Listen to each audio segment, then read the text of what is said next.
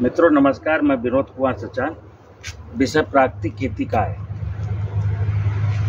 आज देश में इस बात को लेकर बड़ी चर्चाएं हैं कि प्राकृतिक खेती हमारी आवश्यकता बन गई है, लेकिन बहुत सारे लोग प्राकृतिक खेती का जो विषय है उसको तोड़ मड़ोड़ करके प्रस्तुत करते हैं। मैं एक ही चीज़ कहता हूँ, प्राकृतिक खेती का मतलब है कि जब प्राकृतिक शब्द आता है तो प्राकृतिक का मतलब होता है प्रकृति, और प्रकृति का स्वरूप कैसा है, प्रकृति को जानना समझना, उसको उसके परिवेश को ठीक बनाए रखने का मतलब प्राकृतिक खेती होता है। अभी प्राकृतिक खेती के नाम पर लोग कहते हैं कि प्राकृतिक खेती करने से हमको लाभ प्राप्त होता है, प्राकृतिक खेती करने से इतनी आमदनी बढ़ जाती है, प्राकृतिक खेती करने से इतनी उपज बढ़ जाती है। जिन्होंने अपनी ज़मीन और ज़मीन के ऊपर की बायोडाइवर्सिटी को ठीक नहीं किया, ना तो उन्होंने ज़मीन में ह्यूमस की मात्रा बढ़ाई और ना उन्होंने अपनी ज़मीन के ऊपर की बायोडाइवर्सिटी को ठीक किया, ना उन्होंने ज़मीन के नीचे जो भूगर्भ जल स्तर था उसको बढ़ाने का प्रयास किया, और बस प्राकृतिक खेती करने लगे और कहते हैं मुझे प्राकृतिक खेती में लाभ होने लगा। मैं स्पष्ट बता दूं कि प्राकृतिक खेती का मतलब है कि हमें प्रकृति के वैभव को ठीक करना है। और जब प्रकृति की बात आती है तो प्रकृति में दो प्राकृतिक संसाधन मुख्य रूप से हैं, ज़मीन की फर्टिलिटी कैसे बढ़ाई जाए और ज़मीन के नीचे का वाटर लेवल कैसे ऊपर उठाया जाए। तो भूमि की उर्वरता और पानी की उपलब्धता दो प्राकृतिक संसाधन है। इसके बाद द्वितीयक जो संसाधन है कि ज़मीन के ऊपर नाना प्रकार की वनस्पतियाँ और नाना प्रकार के जीव जंतु, जिसको हम बायोडाइवर्सिटी या जैव विविधता कहते हैं। एक चीज़ ध्यान रखना कि भूमि में ह्यूमस को बढ़ाए बिना और ज़मीन के नीचे वाटर लेवल को ऊपर लाए बिना, जब वाटर लेवल को ऊपर लाने की बात करेंगे तो सिंपल सा कॉन्सेप्ट है। हमारे क्षेत्र में वर्षा अधिक होनी चाहिए, और जब वर्षा अधिक हो तो उसको जलाशयों में पानी रुकना चाहिए। तब आप समझिए, क्योंकि प्राकृतिक संसाधन को जब तक मैं ठीक नहीं करूंगा तब तक प्राकृतिक खेती संभव नहीं है।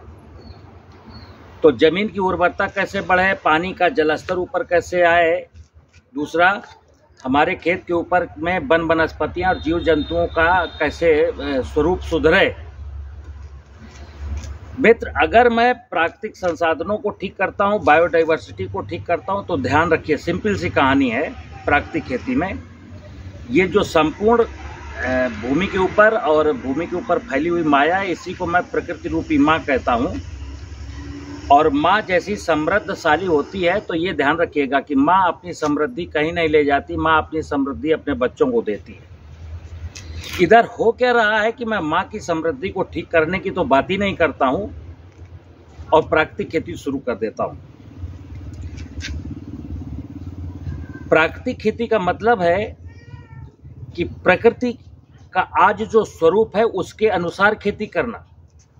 जैसे अगर भूमि की उर्वरता कमजोर है तो फिर मुझे गन्ना, धान, गेहूं जैसी फसलों की बुआई नहीं करना है। पहले हमें कुछ हल्की फसलें लेना है और धीरे धीरे भूमि की उर्वरता को ठीक करना है। अगर मेरे पास पानी कम है तो फिर मुझे धान और गेहूं और गन्ना की खेती नहीं करना है, पहले मुझे वर्षा जल का संरक्षण करना है, वाटर लेवल को ऊपर आना है, तब कहीं जा कर के मुझे धान, गेहूं, गन्ना की खेती शुरू करनी है।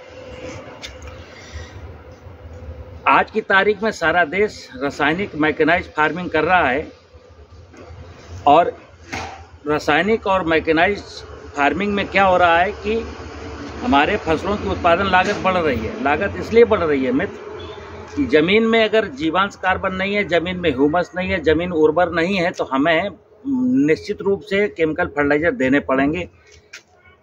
अगर हमारे ज़मीन के ऊपर की बायोडाइवर्सिटी ठीक नहीं है तो निश्चित रूप से मेरी फसल में बीमारी और कीड़ा लगेगा। उसको नष्ट करने के लिए, उसको कंट्रोल करने के लिए मुझे पेस्टिसाइड डालने पड़ेंगे। अब जब हमारी ज़मीन की उर्वरा शक्ति कमज़ोर है, मैं गन्ना बोऊंगा और कहूँगा प्राकृतिक खेती कर रहा हूँ, तो हाउ टू पॉसिबल, ये कैसे संभव है। तो किसान जो फसल बोता है उसकी उत्पादन लागत घट जाए, क्योंकि आज देश में किसानों की आय को बढ़ाने की बात हो रही है कि किसानों की आय कैसे बढ़ाई जाए। तो किसानों की आय बढ़ाने के दो चीज़ें हैं। पहले कि लागत कैसे घटे, पहला उद्देश्य है लागत घटेगी तब आय बढ़ेगी। दूसरा, लागत कब घटेगी? लागत तब घटेगी जमीन की उर्वरता जब बढ़ेगी तो रासायनिक उर्वरकों की खपत कम होगी। बायोडाइवर्सिटी जब ठीक होगी तो बीमारी और इंसेक्ट का प्रकोप कम होगा, तब हमारे पेस्टिसाइड बचेंगे।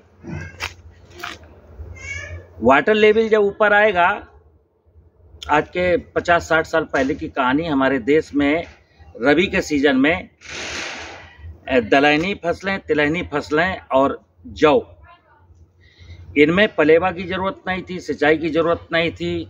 किसान भाई जो है ना, वर्षा ऋतु के बाद ये फसलें वर्षा के संचित नमी में बो देते थे और काट लेते थे। बट आज पूरे देश में ऐसा कोई इलाका नहीं बचा जहां चना, मटर, मसूर, राई, सरसों, अलसी की खेती करने के लिए पलेवा न करनी पड़े। इस विषय पर सोशल मीडिया में और हमारे यूट्यूब चैनल पर, या कह लो कि मेरे जो व्हाट्सएप ग्रुप हैं कई प्रकार के, तो उनमें हमसे लोग अधिकांश प्रश्न पूछ लेते हैं। अचानक अभी उन्होंने जीवामृत बनाया, एक बार डाला, फिर वो अपनी फसल का फोटो भेजते हैं, कहते हैं सचान साहब देखो ये बीमारी लग गई। तो भाई साहब, आपने परसों जीवामृत डाला और आज फसल बो दी, 15 दिन के बाद बीमारी आ गई, तो मैं क्या कर सकता हूँ? बीमारी ना आने के लिए सिंपल सा फार्मूला है, जब तक बायोडाइवर्सिटी ठीक नहीं होगी, जमीन के नीचे नाना प्रकार के लाभदायक सूक्ष्म जीव नहीं होंगे, तब तक बीमारी का ये चक्र चलता रहेगा। तो त्वरित गति से मैं ऑल ऑफ सडन ऐसे सोचूं कि अब बीमारी नहीं लगेगी, अब कीड़ा नहीं लगेगा, मैंने जीवामृत डाल दिया है। अब होता क्या है कि लोग पूछते हैं कि साहब इस कीड़े का कोई जैविक उपाय है क्या? तो कोई ऐसा पदार्थ नहीं है जो कीड़े को मार सके, कोई ऐसा पदार्थ नहीं है जो बीमारी को ख़त्म कर सके। हाँ, थोड़ा सा नीम और गोबर का जो बनाते हैं हम संजीवनी खाद, उससे कुछ हद तक हम बीमारी और इंसेक्ट पर कंट्रोल पाते हैं, लेकिन ये स्थायी समाधान नहीं है। स्थायी समाधान के लिए हमें बायोडाइवर्सिटी को ठीक करना पड़ेगा। और मित्र फिर बता दूँ, ये प्रकृति ही भगवान है और भगवान ने मुझे जन्म दिया, भगवान मुझे पालता है और भगवान की पूजा करना मेरा कर्तव्य है। पूजा का मतलब वो भगवान की सेवा। भूमि की उर्वरता कैसे बढ़े, हमारे क्षेत्र में पानी की बरसात अधिक कैसे हो, जो पानी बरसे वो जलाशयों में कैसे रुके, वाटर लेवल कैसे ऊपर आए, पेड़ पौधे कैसे ज़्यादा से ज़्यादा लगाए जा सकते हैं, नाना प्रकार की फसलें कैसे ग्रो की जा सकती हैं, ये सब कुछ सोचना। एक इशू और आता है आजकल, लोग जैविक खेती या प्राकृतिक खेती शुरू करने के बाद रसायन थोड़ा सा बंद कर दिए, थोड़ा सा पेस्टिसाइड बंद कर दिए। उनकी एक बात आती है कि साहब खरपतवार का क्या करें? तो खरपतवार जो घास है वो एक वनस्पति है और इसी वनस्पतियों ने अभी तक सॉइल की फर्टिलिटी को जिंदा रखने का काम किया है। पिछले कई सालों से हम खरपतवारों को वीडीसाइड डालने करके नष्ट करने लगे। कृषि एक संस्कृति है। अब कृषि का सिस्टम क्या था? देखिए, आज के 40-50 साल पहले खरपतवार की समस्या नहीं थी। क्यों नहीं थी? किसान के घर में पशु रहते थे और अगर उसने मटर बोई है और खरपतवार हुआ है, गेहूं बोया है, खरपतवार हुआ है, ज्वार बाजरा बोया है, खरपतवार हुए हैं, तो क्या करते थे लोग? खेत में जाते थे और वो खरपतवार निकाल के लाते थे, पशुओं को खिलाते थे। तो पशु का चारा भी हो गया, पशु ने गोबर किया, खेत को लौट गया। अब हमने पशु पालना बंद कर दिया। जिन किसानों ने पशु पालना बंद कर दिया और उनके साथ ये खरपतवार की प्रॉब्लम, आज भी देश में बहुत सारे ऐसे छोटे छोटे किसान हैं जिनके पास गाय भैंस बकरियां हैं, वो खरपतवार प्रॉब्लम है ऐसा कभी नहीं बोलते। उनके लिए तो खरपतवार वरदान है।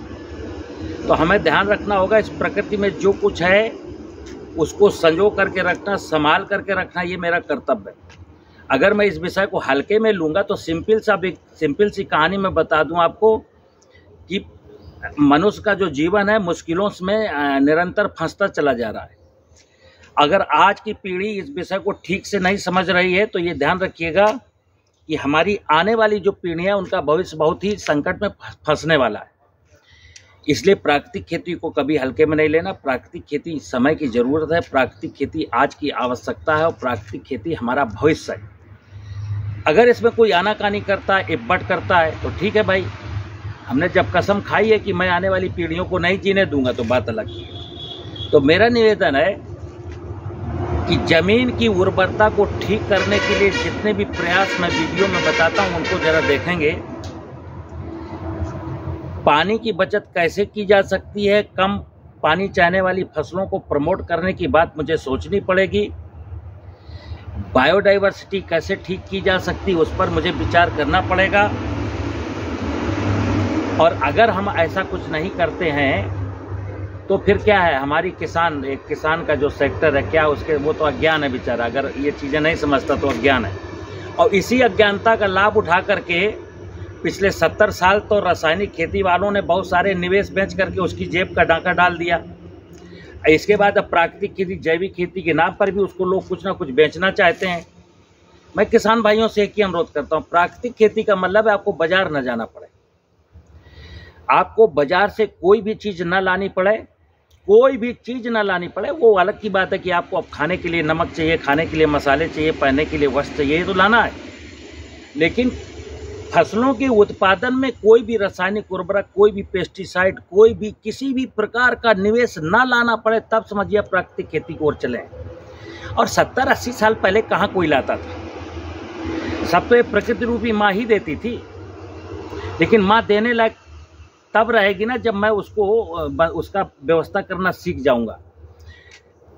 माँ का वैभव जिस दिन ठीक हो जाएगा, मनुष्य के जीवन में कोई कठिनाई नहीं है। और अगर माँ का वैभव इसी तरह बिगड़ता रहा तो मनुष्य की किसी भी मुश्किल का समाधान किसी के पास नहीं है।